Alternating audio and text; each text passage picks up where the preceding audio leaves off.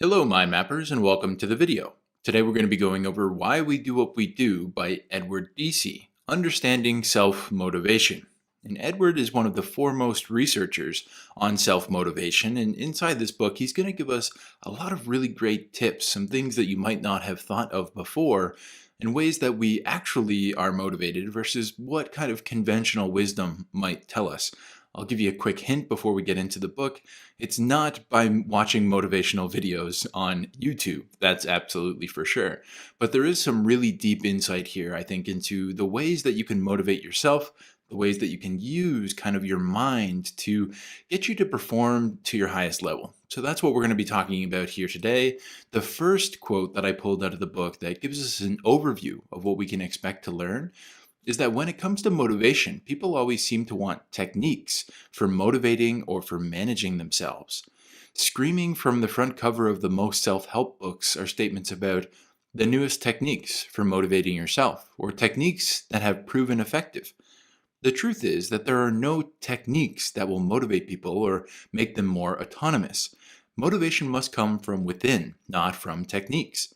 It comes from their deciding they are ready to take responsibility for managing themselves.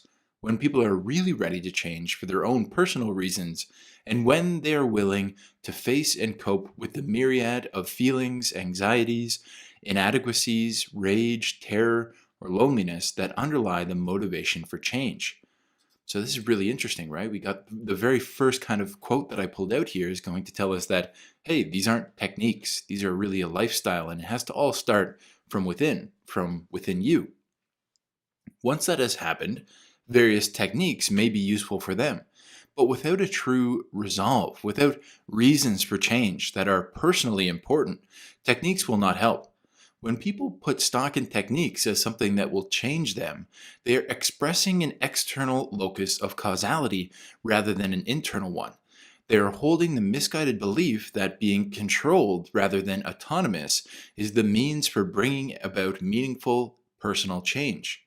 A deep personal desire to change must come first, and then perhaps a technique can give people a little bit of help.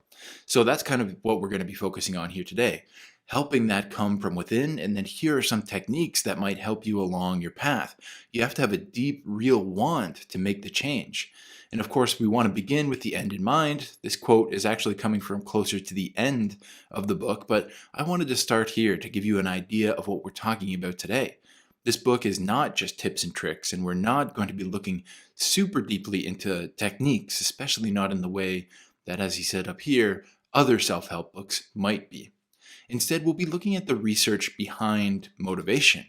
They're all hard-won scientific observations made by one of the foremost researchers in the world. We're going to look into things like why the way that you're setting goals might be making you unhappy and unmotivated, the difference between learning and integrating information, how true self-esteem is built from within and not from external validation. And a quick check-in before we get started, before we get into some of the big ideas, I want to ask, are you ready for change? Is that the reason that you're watching this video today, or are you looking for another tip, trick, and technique to get you out of the rut that you're feeling like you're currently in? A lot of this work is really difficult and counterintuitive to what society might tell us. Edward tells us that we need to have a deep and powerful want to change before we even try to get started. So if you're not in the place where you already have that deep, ingrained reason for changing, I recommend spending some time exploring that rather than going through this video. But if you are ready for change and you're willing to look into some different techniques that might help, that are scientifically backed, here we go. Let's talk first about mind mapping though. You can get the most out of these mind maps by following along. I've put the process of how I mind map in all 100 plus mind map templates, including this one, at the link down below. You can also go to themindmapguy.com and get fully extended versions of these mind maps as well, including text. Following along is going to help you learn more, remember better, and apply these books to your life. Let's talk about intrinsic, right? This intrinsic versus extrinsic motivation. The researchers found that if any of the three extrinsic aspirations for money, fame, or beauty was very high in an individual relative to the three intrinsic aspirations, The individual was also more likely to display poorer mental health. For example, having an unusually strong aspiration for material success was associated with narcissism, anxiety, depression, and poorer social functioning, as rated by a trained clinical psychologist. So that's very interesting, right? We're getting started with not necessarily what is motivating us or how to get ourselves motivated, but thinking about what really is motivation. And are we coming from the inside or are we coming from the outside? Are we thinking about things like money, fame, and beauty? Or are we thinking about some things that are like more community, personal growth, and contributions? Because he says, in contrast, strong aspirations for any of the intrinsic goals, meaningful relationships, for example, personal growth, and community contribution, were positively associated with well being. People who strongly desired to contribute to their community, for example, had more validity and higher self esteem. When people organize their behavior in terms of intrinsic strivings relative to extrinsic strivings, they seem more content. They feel better about who they are and display more evidence of psychological health. So, really, what I thought about here is how are we organizing our behavior? That's something that most of us haven't even thought about or we don't understand what it means. But essentially, we've got ideals, virtues, or aspirations that we want to uphold and manifest and make real in our lives. All of our behaviors, right, our habits, our actions, they're all pushing us towards those ideals or virtues.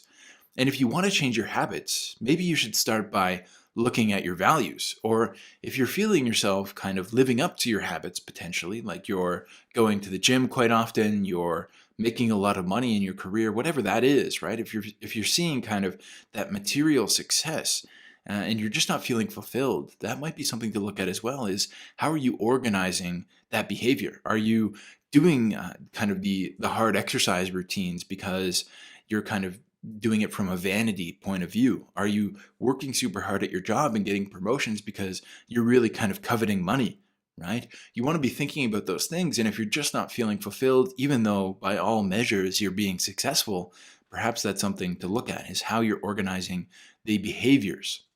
So, what types of values should we be aiming for? Edward points out here, as does Sonia Lyubomirsky in her great books. I really recommend you check those out on the channel, all about happiness and what makes us happy. One of them is called The Myths of Happiness, which I really recommend.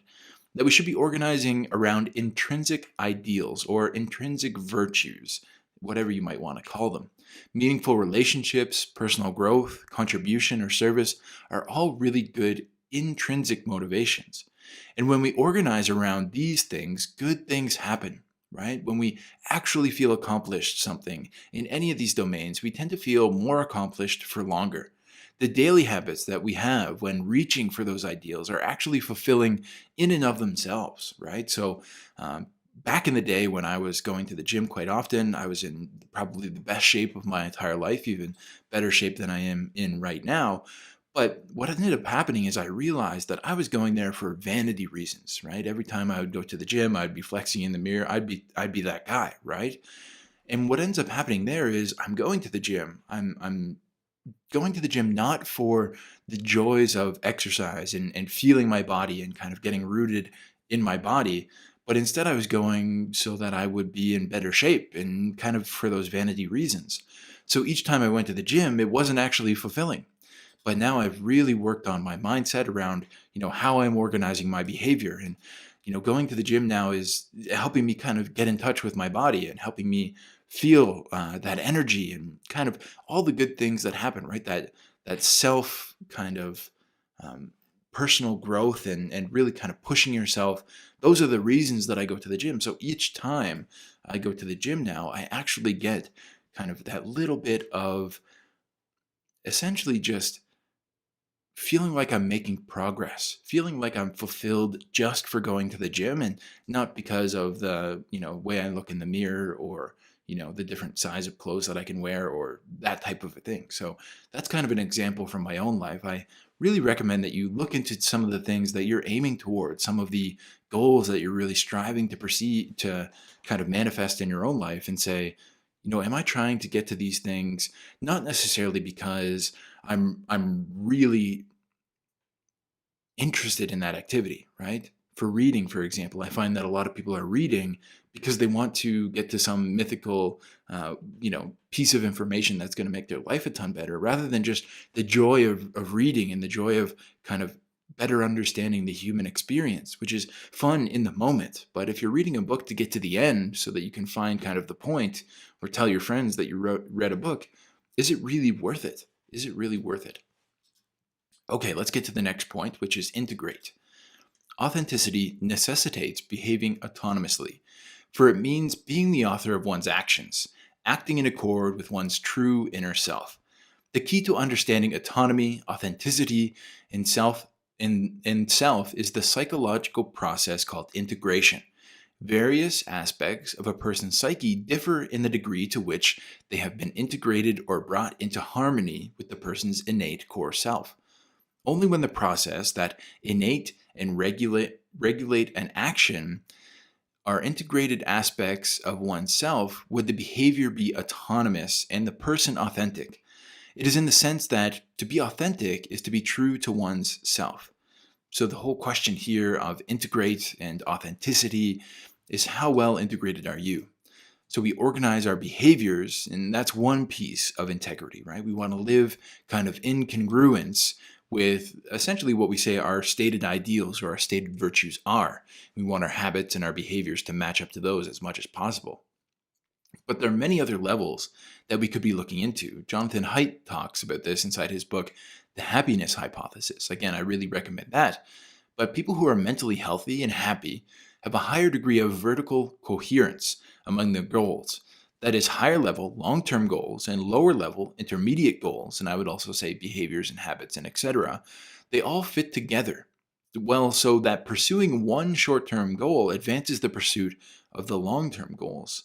And a quick visualization of what this looks like, I really like the DILT's logical levels of change, where you've got your environment, behaviors, capabilities, values, identity, and purpose. Your purpose would be kind of your ideals that you're trying to live up to, your virtues, as the Stoics might call it. Your identity is who you see yourself as. Your values and beliefs is what you truly believe in. Your capabilities are like skills, right? If your purpose is to help people out or that community contribution, how are your capabilities? How are your skills of community kind of contribution? Or maybe you have certain skills that will help contribute to your community more than others. Your behaviors, your habits, are those all aiming towards that one defined purpose that you have? And the same with your environment, right? Each level kind of builds upon the other one. If your environment isn't set up correctly, then your behaviors are going to kind of feel like a challenge at all times. And the same with your capabilities, values, and beliefs, identity, and purpose. We're running at our highest level here as pertains to this pyramid, for example, when we're most aligned in each of these areas. Our environment creates the base for us to have good behaviors. Our behaviors continue to cultivate our capabilities. Our capabilities are kind of aligned with our values and beliefs, what we believe is going to be valuable. And then our identity and purpose are as closely aligned as we possibly can get them.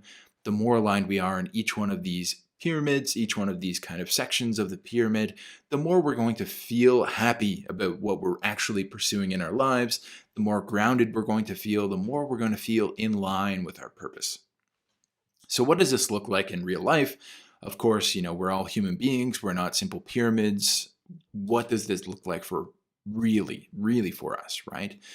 One area that I've been trying to get better aligned in is my day-to-day task management. So this would be inside of your behaviors, but really what's going on for me is, okay, the behaviors are one thing that I can control, right? A little bit more willpower, a little bit more discipline, all that sort of thing. And you see that there's a lot of books and stuff like that that are going to help you kind of focus in on that one part of the pyramid. But really what I found much more effective is setting up my environment in a way that's going to allow me to more easily kind of do the behaviors that are aligned with my purpose. And the same with my capabilities, right? If one of my behaviors that I want to do is to eat healthy food, maybe my capability to cook more healthy food, maybe my capability to plan further ahead. I need to be thinking about these things so that I can grow my skills to make the behaviors a little bit easier. So you can see that instead of just focusing on one particular aspect of the pyramid, it's a very good idea to focus on the levels above and below the pyramid to work your way into making it easier for you to stay aligned with that certain level. Often, I've got a long list of things to do, and each one feels like a to do item on my list. Each time I check one off, I don't feel aligned and I don't see myself moving forward. So this is another piece of the behaviors that I've often found is I don't actually feel like I'm moving forward. Remember what Jonathan Haidt said earlier is that people who are mentally healthy have that vertical coherence between what their long-term goals are and what their short-term goals are, or their behaviors, or as we would say inside this pyramid. So what I've done is I built a little piece of software for myself. And essentially what it does is it allows me to connect each to-do item that I have on my list, this video would be one of them, with my true higher level purpose, which is that community contribution with this YouTube channel to try and help bring awareness and try and help bring knowledge to other people about topics that I find fascinating and very helpful.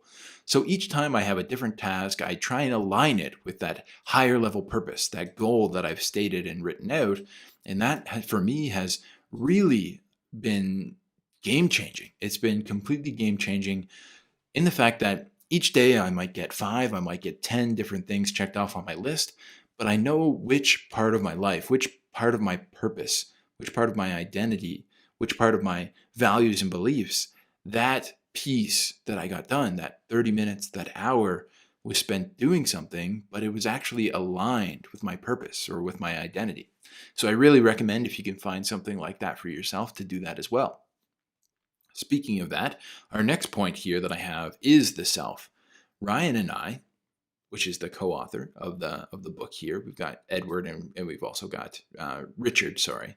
And I put stock in the humanistic belief that it's important to be authentic, to be oneself, to march to one's own drummer.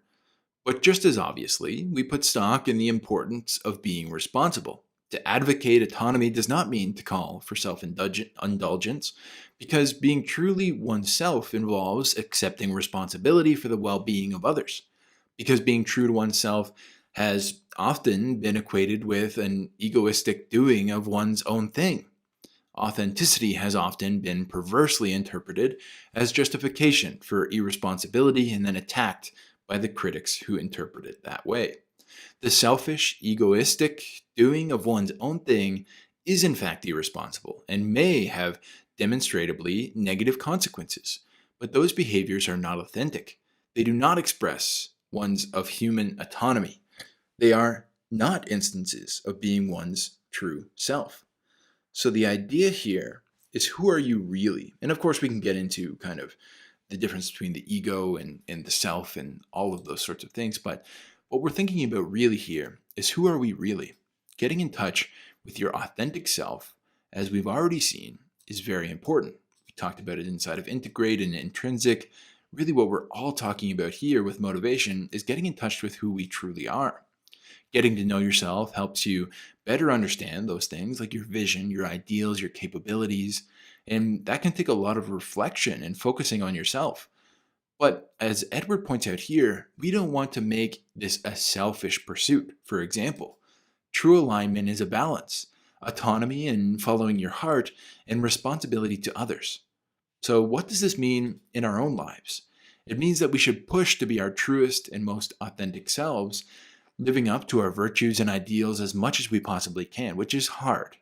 And then bring that knowledge and wisdom back to the tribe and share our journey, while of course not stepping on anyone for our own development. So what I'm thinking about here is, remember when we talked about the difference between intrinsic and extrinsic goals? Well, intrinsic goals, they definitely involve things like personal development. They involve things that are focused on the self. But what we're really trying to do is take that kind of intrinsic goal of being the best that we possibly can and use that kind of motivation to really bring that to our community, to the people that we touch, to make other people's lives better. And I'm really kind of the mind that if we weren't sent here to make other people's lives better, what really is the point? So that's kind of, I think, what we're getting at here is that there's a balance between focusing on yourself so that you come first and you're focusing on your own behaviors and on your own kind of goals in life, but not so much that all you care about is yourself, right? It's kind of like the extrinsic goals of money and fame and power and those types of things, how those aren't actually fulfilling. And the same thing would be true if you just focused on, how easy can I make my life, or how can I possibly make the most money, or how can I, retire on a beach. You hear all sorts of tales of people who have done those sorts of things, and they end up not being very happy. And I believe it's because they're not kind of aiming their life for contribution, which is something that human beings are really meant to do, and I believe at least built for. That's kind of, we grew up in tribes, and we were in tribes for a very long time. And I think that still is some of the most fulfilling piece, is when you can be part of a team, and you can be even potentially the leader of a team. Some of the most fulfilling times in my entire life were when I was running my gym, and I kind of felt like I was a leader of a team. And even in my own businesses now, and with this YouTube channel, I feel the same exact way. And I really kind of continue to double down on being part of a team and sharing with others, because it's so, so fulfilling. Our next piece here is about esteem. We would refer to them as true self-esteem and contingent self-esteem. True self-esteem represents a sound, stable sense of oneself, built on a solid foundation of believing in one's worth as a human being. It accompanies a well-developed true self in which intrinsic motivation has been maintained, extrinsic limits and regulations have been well integrated, and processes necessary for regulating one's emotions have been developed. True self-esteem thus accompanies freedom and responsibility. True self-esteem is not, however, the same thing as thinking that you can do no wrong. People with true self-esteem have a sense of whether behaviors are right or wrong, because true self-esteem is accompanied by integrated values and regulations. Such individuals evaluate their behaviors, but their feelings of worth are not riding on those behaviors. So this is a huge change for me as of recently, and we'll get into this piece a little bit, and I'll share a little bit of my own story as well. But who's in control of your self-esteem? This is something that I've been thinking about quite a lot recently. We've got true self-esteem and contingent self-esteem. True self-esteem represents a sound, stable sense of oneself, built on a solid foundation of believing in one's worth as a human being. Contingent self-esteem represents the sense of oneself being rooted in the opinions of others. So contingent self-esteem is fragile. And actually, I've experienced this quite a lot myself. When I was much younger, I was incredibly socially anxious. Like, I couldn't even talk to a bank teller. I can't tell you, I couldn't order a pizza over the phone. My late teens, I started working out very vigorously, and I got into really great shape. That social anxiety literally went away. I was able to present in front of large crowds. I was able to talk to people one-on-one, all things that I could never have done before. The issue was that my newfound self-esteem was very contingent on my physical fitness. If I had eaten poorly for a few days in a row, I was even more socially anxious than ever. It wasn't until I understood this concept and worked on my own self-image that I truly felt confident in my own skin. And actually, something very interesting here that I thought about is, you can, when your kind of self-esteem is very much tied up in a particular metric of, like I said before, how I looked. That's like a metric that is really tied to. Now, what ends up happening is you keep track of that metric almost obsessively, and you really kind of optimize your entire life around that one particular metric. And what happened to me is, after I realized that this metric was really controlling my life, and it was kind of the key to all of my, newfound social anxiety, I went the complete opposite way. I didn't pay attention to it at all. I actually got a little bit out of shape while I was, not paying attention to this. But just recently, and actually kind of this book really illuminated some things that I didn't actually know that I was doing. But what ended up happening is I stopped focusing so much on the outcomes, right? So the way I looked, the amount of money in the bank account, but I was still able to measure things that were going on because I wasn't attached. So I think measurement is so, so important, right? If you're going to be good at anything, you're going to need to measure, right? What get measured improves. But there's also kind of a sick aspect to measuring. If you focus only on the measurement, what ends up happening is your self-esteem, your success and failure is all tied to that one metric. But if you can detach and realize that you can have kind of true self-esteem, inert self-esteem, intrinsic self-esteem, then you can use those measurements as a way to actually guide you and a way to actually continue to get better and as a way to continually improve. But I think just from talking to a lot of people on the channel, inside of coaching sessions and inside of just impromptu conversations that I've had, a lot of us are really focusing on this contingent self-esteem.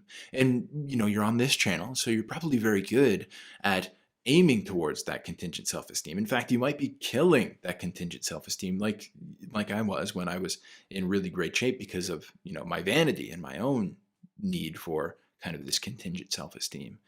But I think, if 2021 could be the year for anything for any of us, it would be the time for us to really double down on true self-esteem. Self-esteem that comes from a stable sense of oneself, built on a solid foundation. Because really that is where actually measuring makes a big difference, right? It actually can be very, very helpful, but not if it's kind of mentally destructive every time you do it. Okay, our final point here is introjection. The two forms of internalization are introjection, which Fritz Perls likens to swallowing a rule whole rather than digesting it, and integration, which involves digestion and is the optimal form of internalization. Autonomous functioning requires that an internalized regulation be accepted as your own. The regulation must become part of who you are, and it must be integrated with yourself. People often take in the values and rules of groups to which they belong, and they subsequently act accordingly. When this process occurs only incompletely, it results in introjects, that is, internalizations that take the form of shoulds and oughts. We've talked about this quite a lot on the channel before. You shouldn't be shoulding all over yourself. We talked about that before with some of Tony Robbins' books. But introjects are voices in one's head, so to speak, that come from the outside and issue orders. Sometimes like mean-spirited drill sergeants, and sometimes like loving and well-meaning, but nonetheless intrusive ants. When internalization becomes integrated, when they become true aspects of who one is, they allow more authentic actions and interactions. So this is certainly one of the number one takeaways from all of us on this channel.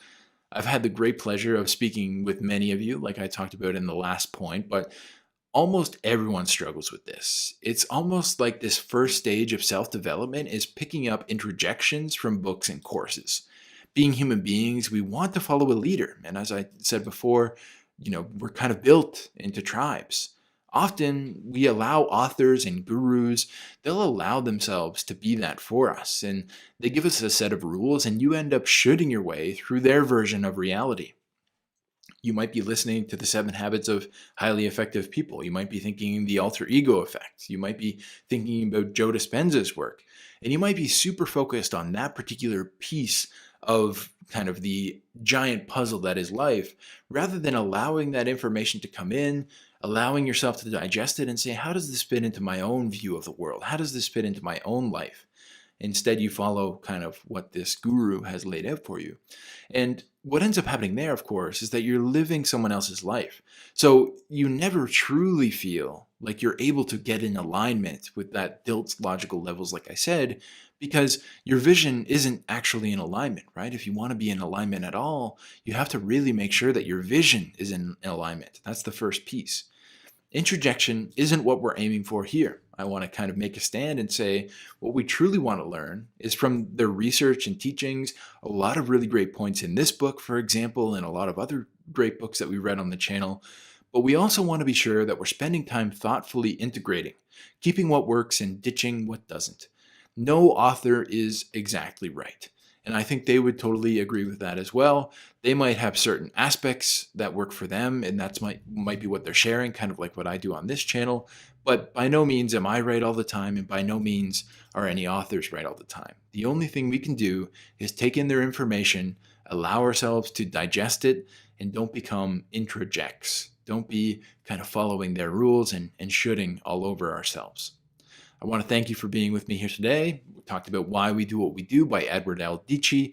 If you're interested in learning a little bit more about books or learning more about certain topics like habits and goal setting and learning, I recommend that you go and check out the masterclasses that I have available on the mindmapguy.com. 2-hour long masterclasses that break down hundreds of hours worth of studying on particular topics and give you the best ideas that you can put into action in your own life. Thanks again for being with me, and I hope to see you in the next one.